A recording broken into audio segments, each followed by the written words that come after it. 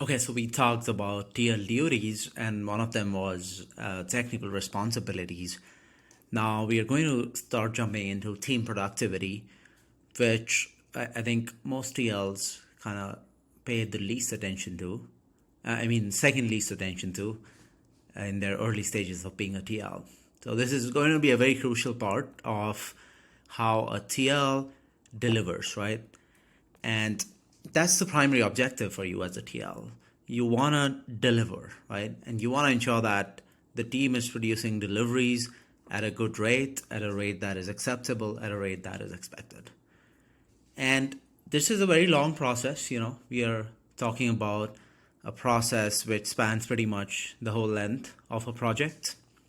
So it starts with any project or any launch, any feature that needs to get built starts with defining the goals. And that's where TL comes in very handy, because they work with the product managers and engineering managers to define the goals. And one of the mistakes that most engineers make is they overcome it simply. They talk to their product manager and they're like, oh, that sounds easy, I can do it for you. They take it upon themselves. It's almost like an egotistic approach that I typically see with very talented but junior engineers, right?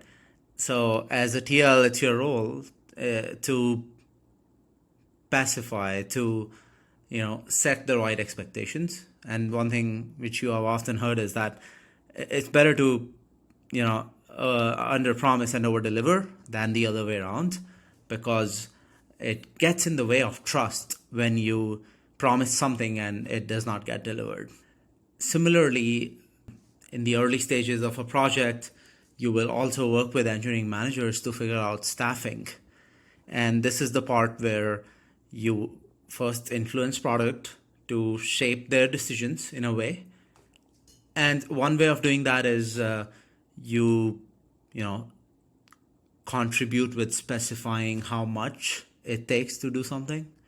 Then the other aspect of it is, which great TLs do, is they use their analytical and product skills to influence product decisions. So as an Uber TL myself, I have a very good understanding of the type of segments, the type of user segments that use our product. And from my previous experience, I've built this opinion around what is important to these users. So that comes with practice and experience. So that's something you should also be able to do, like research, analytics, and statistics. Look into the data to come up with some data-driven decisions. Now, coming to the working with EMs part, you want to be able to quantify how much how many engineer hours do you need, or engineering weeks or engineering quarters do you need to build something.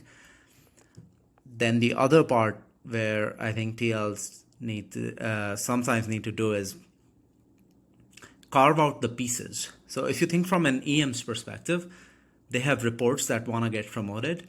They have reports that want to work on cool stuff, right?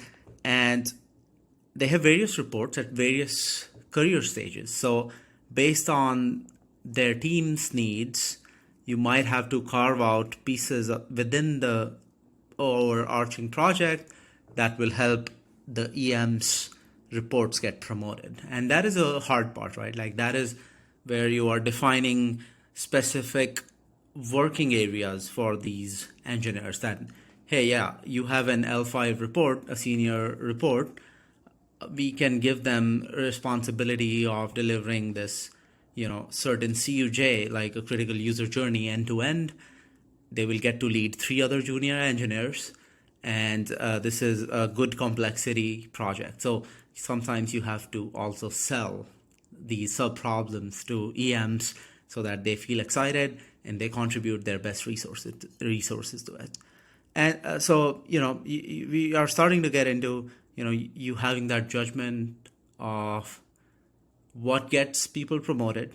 That comes in handy for TLs, being able to specify what the complexity is in a certain project, because at the end of the day, these EMs are going to have to sell the same thing to promotion committees. So if you make their job easy, like, communicate complexity and communicate what is the right engineer for a certain sub problem to solve, that's like very powerful for a TL.